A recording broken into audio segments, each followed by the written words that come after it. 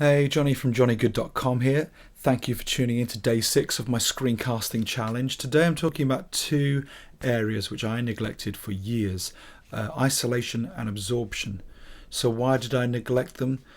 Well, primarily it wasn't very interesting to me and I didn't know very much about it subsequently. If I had any disposable money or room on my credit card, the money would no doubt be sooner spent on a microphone or a bit of software or hardware rather than foam. Secondly, I live in a 2-bedroom rented property.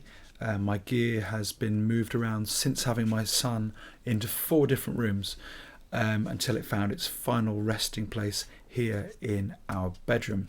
It's also been packed up for a long time too. But when I decided earlier in the year to take this all a lot more seriously and try to move towards this being my career, I decided it was time to be a bit more professional and look into why this is done and if it could be effective or if it was for somebody in a home studio as well as a professional working studio.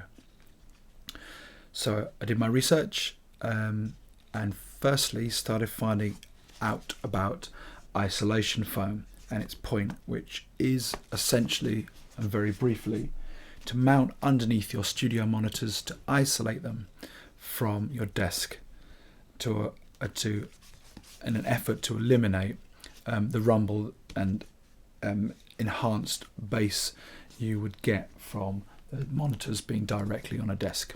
Okay, so it's essentially just to isolate your monitors. Auralex are probably the brand leader of these, and they're kind of expensive for foam, for acoustic foam, but they are bespoke you can buy them bespoke for your size monitor. I can see very good reviews about them. I just didn't have the money to spend on those, as I was looking about £50 to £60 to treat my room both with these and with the absorption panels. I found these which were originally in this shape. I think they're actually designed to decouple laptops from a desk. I found them for $4.99 for a pack of 4 from a company called Editor's Keys on eBay. I just took a look just before doing this video and found them unfortunately now at $8.99, but still work out pretty reasonable. If you want quite a lot of these for your money, like me, wanted to also use these to raise these monitors up so the tweeter was sitting at ear level, so I was in the perfect position really for mixing. So I got these, cut them in half with a kitchen knife and used them to raise my monitors up as well as isolate or decouple them from the desk. So that worked out as £10 for me. That was Editor's Keys. Keep an eye on them, maybe the price will drop, or maybe you can find similar things for cheap on eBay. It's worth looking, just sticking isolation pads. So the second thing then was moving on to making these absorption panels. Absorption, as I found out, is to in an effort to eliminate the reflections which you might get in your home studio, primarily from the sides of the monitors, but also from behind, or where the wall you're directly facing, and above. So in an effort to eliminate or reduce the reflections, what you need to purchase are these, which are absorption panels. They're pretty cheap. These are about the cheapest I could find. For a pack of 24, including postage, they were $29.99. That's from a company called Com4Tex.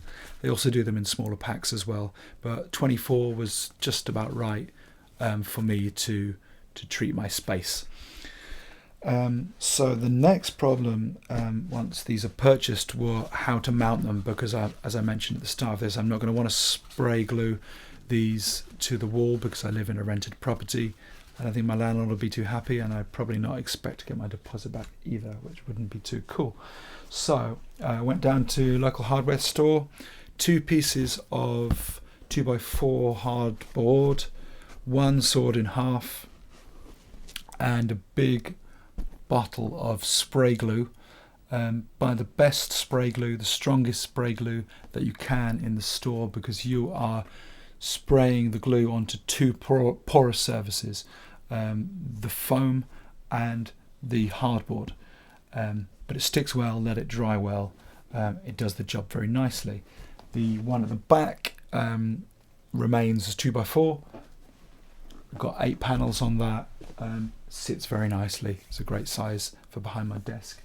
The ones sawn in half sit with 2x2 panels on either side. The other small problem I had, I should mention, hung just like picture frames. Just get some picture frame hangers, small nail, hang them up just you would a picture frame. That's the absolute minimum problem that you can cause to the wool. You can just, when you move out, just polyfiller them up and paint over. The other issue I had, which you might have too, is because I'm in a corner, the other wall is way over there. So if I kind of figured that if I'm gonna hang this on the wall way over there, sound's going to be different from coming out of this monitor and getting absorbed into this panel, which is here, to the one that's way over there. Ideally, I would imagine that having them so close is not so great, but I have no choice. So what I chose to do was to keep these panels equidistant on either side, and I hang this one and essentially use it as a floating wall, and I hang it onto a mic stand using a really super heavy duty rubber fitted bulldog clip. So when I'm mixing, I just essentially hang up my false wall. So there you go. That's the way that I dealt with isolation and absorption in a rented property in a home studio. It has made a difference. It's certainly tightened up the sound to a degree, and subsequently I think I'm hearing a truer sound and getting better mixes. So I'd strongly recommend it. I ended up doing it for about £50 or £60 with minimal work to do.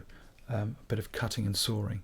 Have a browse around on the net. I'll put the links below of the companies I found, and I hope you found that helpful. If you did, please subscribe to my channel, check out johnnygood.com, and I'll be back tomorrow with day 7 of my screencasting challenge.